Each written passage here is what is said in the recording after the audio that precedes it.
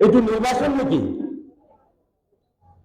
নিৰ্বাচনেৰ সময়ত আমাৰ ভোটাৰ সকলেৰ ইচ্ছা আমি যাকে নিদিয়ক ভোট আমি শান্তিৰে নিজৰ মনৰ মতে আমি ভোট দিবলৈ পাব লাগে, সেইটোহে আমি বিচাৰো। তো গতিকে আমি বিচাৰিছো আমাৰ মাজত এতিয়া रोजगार নাই, কাম কৰিবলৈ কাম নাই। আমি रोजगाৰৰ ঠাইত চৰকাৰৰ ওচৰত চাকৰি বিচাৰিছো, কিন্তু চৰকাৰে আমাৰ চাকৰি দিব নোৱাৰে। ইণ্টাৰভিউ দিছিলে, এই ইণ্টাৰভিউ দিয়া সকলে কেইজনমানে পাছ কৰে আৰু কেইজনমানে ফেল কৰে। পাছ কৰা বিলাকে চাকৰি কৰি জীৱন নিৰ্বাহ কৰিব আৰু যিবিলাক ফেল কৰে এই ফেল কৰা মানুহবিলাকে তেওঁলোকৰ কি জীয়াই থাকিবলৈ অধিকাৰ নাই নেকি? তেওঁলোকে জীয়াই থাকিব লাগিব। গতিকে আমি সকলৰ কাৰণে চাকৰি বিচাৰিছো। যদি চাকৰি দিব নোৱাৰে তেতিয়াহ'লে আমাৰ মাজত যিমান ভোটাৰ আছে তেওঁলোকক 11,900 টকাতেই ভোটাৰশ্বিপ দিয়াৰ ব্যৱস্থা কৰিব লাগে। रोजगार নাইবা চাকৰি নহয়তো আমাক কি দিব লাগিব? 11,900 টকা আমাক দিব লাগে। এই 11,900 টকা আমি এনে বিচৰা নাই। এতিয়া চাকৰি কৰা মানুহবিলাকে দৰমহা পায়, সমাজ সেৱা কৰা মানুহবিলাকে দৰমহা পায়, যিসকল এমএলএ হৈ গৈছে তেওঁলোকে দৰমহা পাই আছে। আৰু আমি ভোট দিয়া মানুহ, আমি ভোটাৰ হয়। এই ভোট দিয়া মানুহ ভোটাৰ বিলাকেও ভোট দিয়াৰ বিনিময়ত আমি পইচা পাব লাগে। আমি ভোটাৰশ্বিপ বিচাৰিছো আৰু এই ভোটাৰশ্বিপ কিহৰ পৰা আমি বিচাৰিছো? আমাৰ মাজত যিটো প্ৰাকৃতিক সম্পদৰ পৰা যিমান টকা চৰকাৰৰ ঘৰলৈ যায় আৰু মেচিনেদি কাম কৰি যিমান টকা উপাৰ্জন হয় সেই উপাৰ্জনৰ টকাৰ পৰা আমি বিচাৰিছো, আমি টকা বিচাৰিছো। আমাক জনমূৰি আয়ৰ 50% আমি বিচাৰিছো। বৰ্তমান আমাৰ জনমূৰি আয় 23,800 টকা টোটাল জনমূৰি আয়। সেই জনমূৰি আয়ৰ পৰা আমি 50% আধা অংশ আমি বিচাৰিছো। আধা অংশ আমি 11,900 টকা বিচাৰিছো আৰু আধা অংশ 11,900 টকা আমি চৰকাৰক দিছো দেশখন চলাবৰ কাৰণে, দেশত উন্নয়নৰ কাৰণে। গতিকে আমাক ভোটাৰশ্বিপ লাগে আৰু এই ভোটাৰশ্বিপৰ কাৰণে আমি বহু বছৰৰ পৰা ভোটাৰশ্বিপ অভিযান আমি চলাই আহি আছো। আজিলৈকে তেওঁলোকে আমাক ভোটাৰশ্বিপ দিবলৈ সক্ষম হোৱা নাই। কিন্তু যোৱা 2011 চনৰ 2 ডিচেম্বৰত যেনে চৰকাৰে ভোটাৰশ্বিপ দিম বুলি তেওঁলোকে উচ্চ পদস্থ কমিটিৰ দ্বাৰা এই ভোটাৰশ্বিপটো তেওঁলোকে পাছ কৰি দিছিলে। পাছ কৰি দিয়া সত্ত্বেও তেওঁলোকে আজিলৈকে আমাক ভোটাৰশ্বিপ দিব পৰা নাই। আৰু এই ভোটাৰশ্বিপটো দিবৰ কাৰণে প্ৰায় মোটামুটি 400 জন সাংসদসকলে সমৰ্থন জনাইছিল। তাৰ ভিতৰত 137 জন সাংসদসকলে তেওঁলোকে লিখিতভাৱে আমাক সমৰ্থন জনাইছিল। তথাপিও তেওঁলোকে আজিলৈকে আমাক ভোটাৰশ্বিপ দিব পৰা নাই। তাৰপিছত আমি গম পালো এতিয়া অৰবপতি খৰবপতিৰ দ্বাৰা তেওঁলোকে পৰিচালিত। এতিয়া নৰেন্দ্ৰ মোদী অকলে দেশ চলাব নোৱাৰে। আমাৰ অসমৰ মুখ্যমন্ত্ৰী তেওঁলোকে নিজৰ মতে দেশ চলাব নোৱাৰে, ৰাজ্য চলাব নোৱাৰে। তেওঁলোকে অৰবপতি খৰবপতিৰ তেওঁলোকে গোলামী হয়। তেওঁলোকে যেনেকে নচায় তেওঁলোকে নাচি থাকে। গতিকে এতিয়া আমি গম পাইছো, এতিয়া আমি সকলোৱে যুঁজিব লাগিব। এই কথাটো আমি গাঁৱে গাঁৱে চহৰে চহৰে চুকে কোণে আমি গৈ পেলাই প্ৰচাৰ কৰিব লাগিব। আমাৰ প্ৰচাৰ কম হৈছে, বহুতে নেজানে আজিলৈকে। গতিকে আমাৰ প্ৰচাৰটো আপটো বুথ কেন্দ্ৰলৈকে, য'ত আমি ভোট দিবলৈ যাওঁ, ভোট কেন্দ্ৰলৈকে আমি প্ৰচাৰ কৰিব লাগে। যদি ভোট কেন্দ্ৰলৈকে যদি নাযায় তেতিয়াহ'লে ভোট পোৱাটো মুস্কিল, এইটো অসম্ভৱ। আমি যদি ভোট পাবলৈ হয় তেতিয়াহ'লে আমি বুথ কেন্দ্ৰলৈকে যাব লাগিব।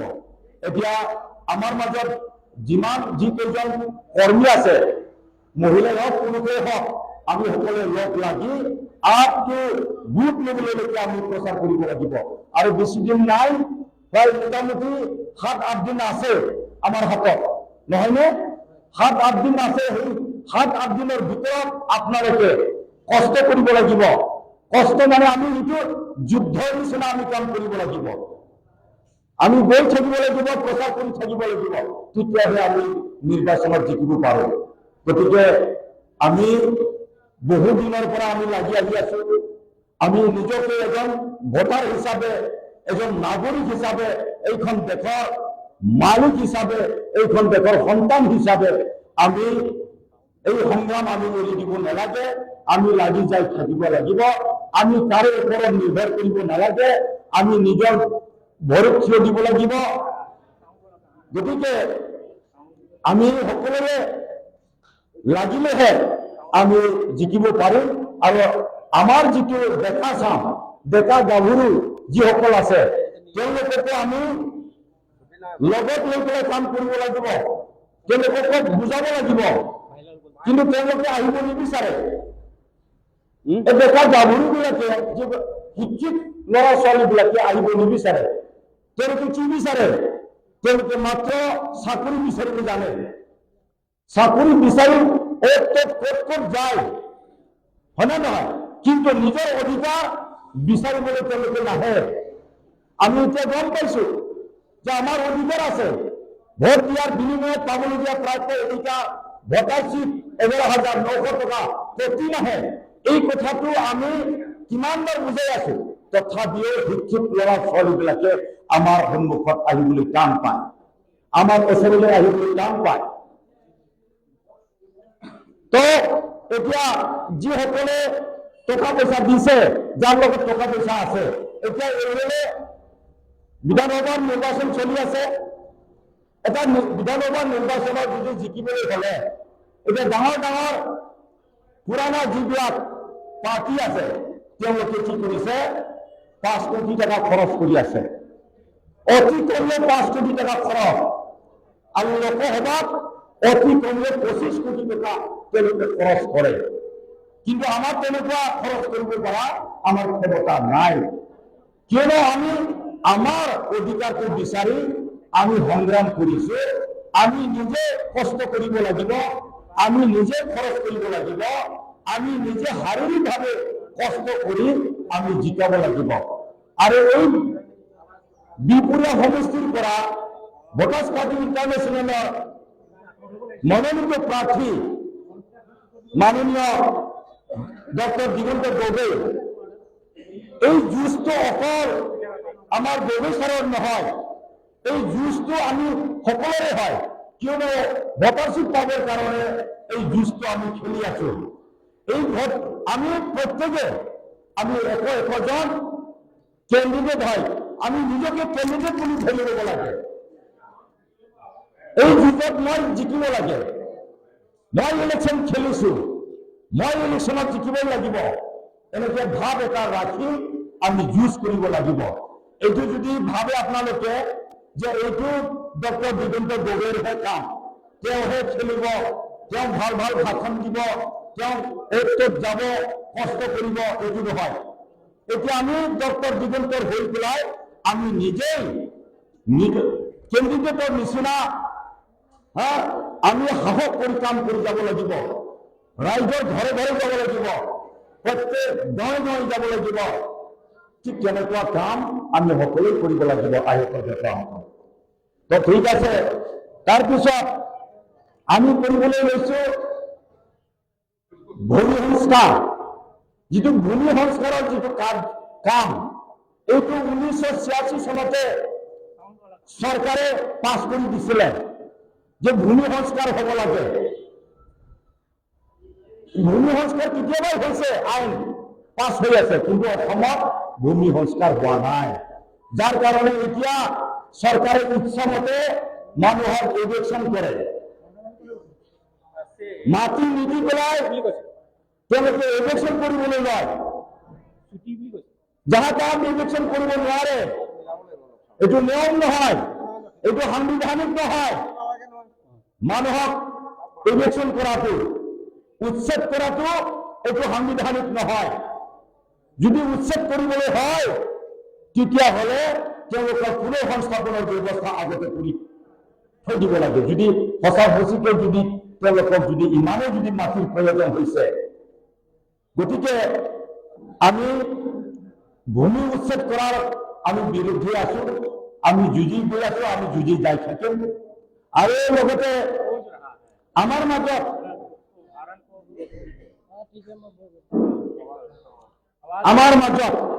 ইয়াতে যি কেইজন ব্যক্তি আহিছে, ইয়াতে যিমানবোৰ আছে আমাৰ কৰ্মী, আমাৰ ৰাইজ, আমাৰ ভোটাৰ, ইয়াতে বেছিভাগ মানুহ BPL আছে, BPL নহয়নে? দৰিদ্ৰ সীমাৰেখাৰ তলত থকা ব্যক্তিসকলক BPL বুলি কোৱা হয়। ইয়াতে বেছিভাগ মানুহ BPL আছে,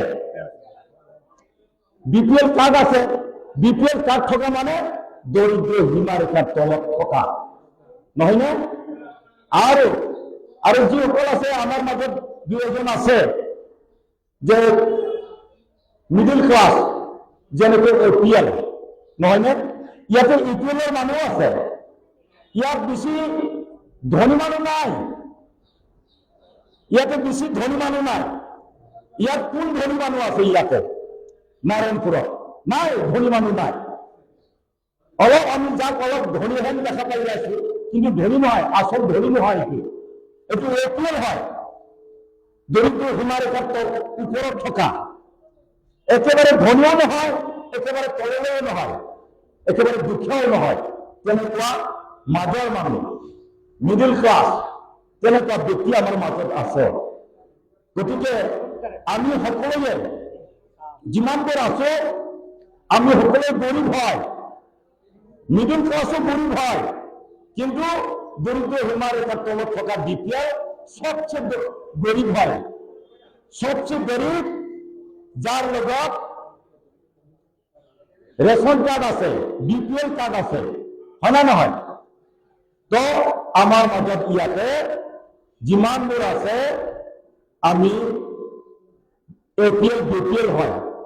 আৰু আপোনালোকে যিসকলক আপোনালোকে সেই বিপুৰীয়া সমষ্টিৰ পৰা জিকাই পঠাই দিছিলে, আপোনালোকে কংগ্ৰেছে হওক বা BJPয়ে হওক বা অন্যান্য দলে হওক, যাক আপোনালোকে নিৰ্বাচনত ভোট দি পেলাই আপোনালোকে যাক জিকাই পঠাই দিছে, তেওঁলোকে APL BPL নহয়, তেওঁলোকে এতিয়া অৰবপতি খৰবপতি হয়, মহা ধনী হয়।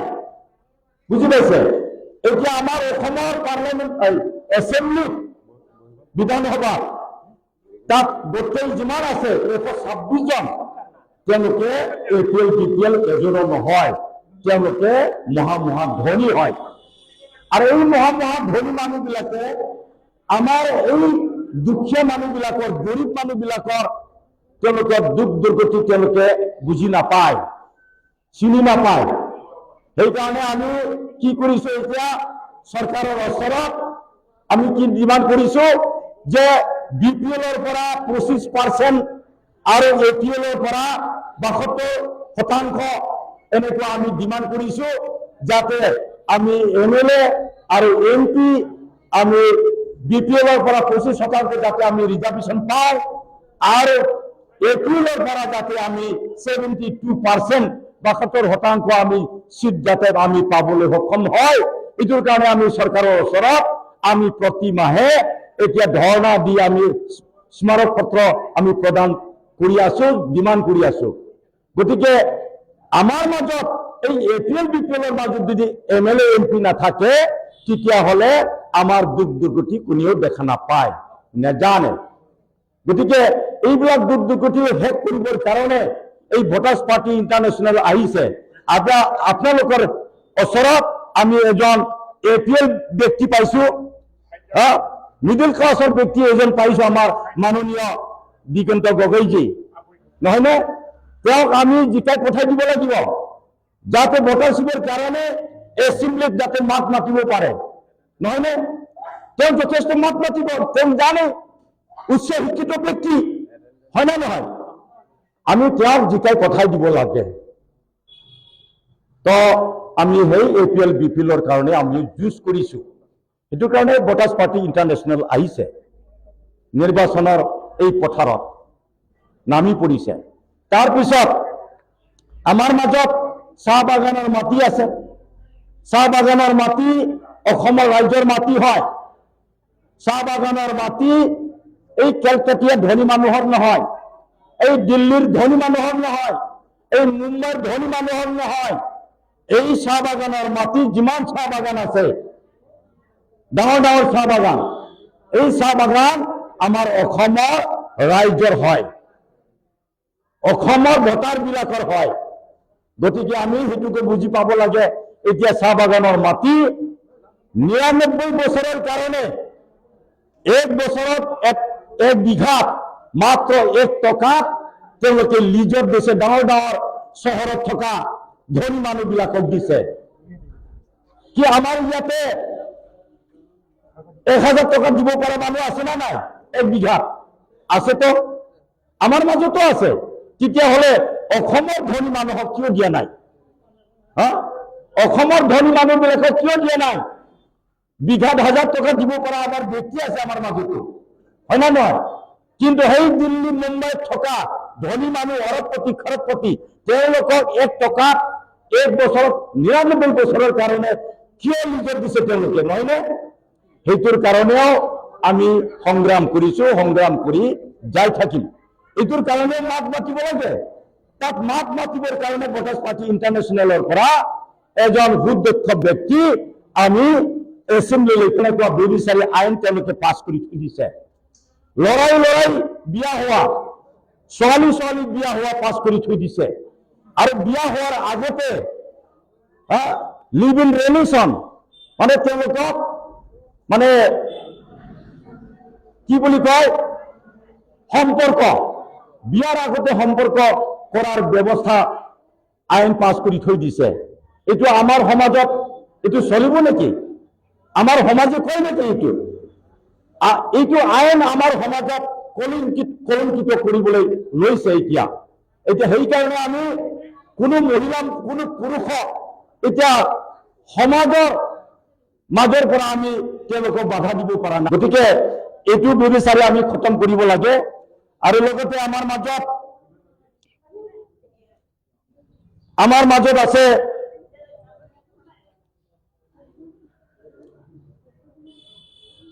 ধনী মানুহ, পুঁজিপতি মানুহবিলাকৰ যেতিয়া বেছি টকা হয় তেওঁলোকে কি কৰিম কি নকৰিমকে থাকে।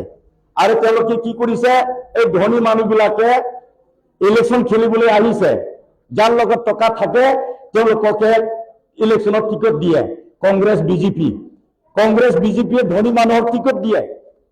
কিন্তু আমাৰ ভোটাৰ্ছ পাৰ্টি ইণ্টাৰনেশ্যনেল এই মিডল ক্লাছ আৰু এই দৰিদ্ৰ সীমাৰেখাৰ তলত থকা দুখীয়া মানুহবিলাকক টিকট দিব লাগিব বুলি আমাৰ কানুন আছে, আমাৰ আদৰ্শ আছে। সেই আদৰ্শ মতে আমি যিমান দূৰ অল অসমত বৰ্তমান আমি 18টা সিটত আমি মনোনীত প্ৰাৰ্থী থিয় কৰাইছো। আৰু তেওঁলোকে সকলোৱে গৰীব হয় আৰু তেওঁলোকক জিকাই পঠোৱাৰ কাম আমাৰ সকলোৰে হয়। গতিকে যিয়ে নহওক মই আৰু বেছি দীঘলীয়া নকৰো, আৰু বহুতো আমাৰ বক্তব্য ৰাখিব লগা আছে, আৰু লগতে আমাৰ মাননীয় বিশাখমা আছে, যাৰ কাৰণে আপোনালোকে ৰাতিপুৱাৰ পৰা ইয়াত আপোনালোকে থিতাপি আছে।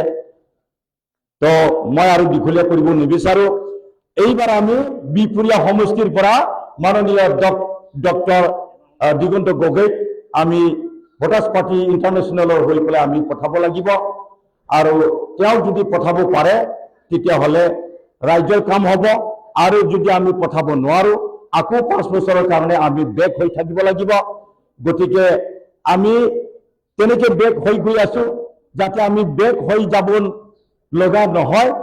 আমি অতি সোনকালে যাতে আমাৰ অধিকাৰ যাতে আমি সাব্যস্ত কৰিব পাৰো, সেইকাৰণে আমি সকলোৱে দেহে কাহে মানে যুঁজিব লাগিব, কাম কৰিব লাগিব। এইখিনি কৈ পেলাই মোৰ বক্তব্য মই সামৰিবলৈ লৈছো। জয় ভোটাৰ, জয় ভোটাৰ।